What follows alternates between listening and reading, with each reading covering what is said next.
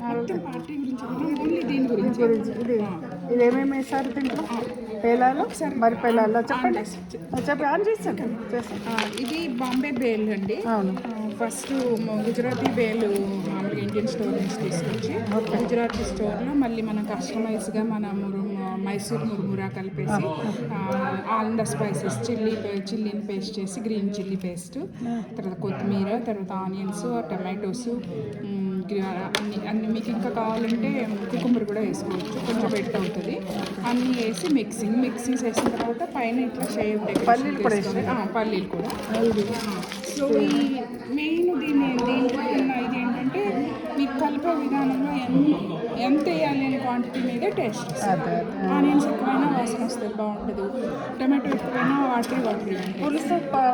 తర్వాత చట్నీ ఎలా చేయాలంటే చింతపండుని గుజ్జు తీసేసి కొంచెం దాంట్లో వడగట్టేసి ఏమి అది లేకుండా బెల్లం వేసి దాంట్లో బ్లాక్ పెప్పరు, ధనియా పౌడరు, జీరా పౌడరు, ధనియా పౌడర్ అన్నీ వేసేసి బ్లాక్ సాల్ట్ వేసేసి మిక్స్ చేయాలి. దాన్ని కొంచెం మరీ లూజ్గా కాకుండా థిక్గా కాకుండా కన్సిస్టెన్సీ కొంచెం పులుసు మాదిరి వచ్చిన తర్వాత టేస్ట్కి తగినట్టుగా మిక్స్ చేసుకోవాలి.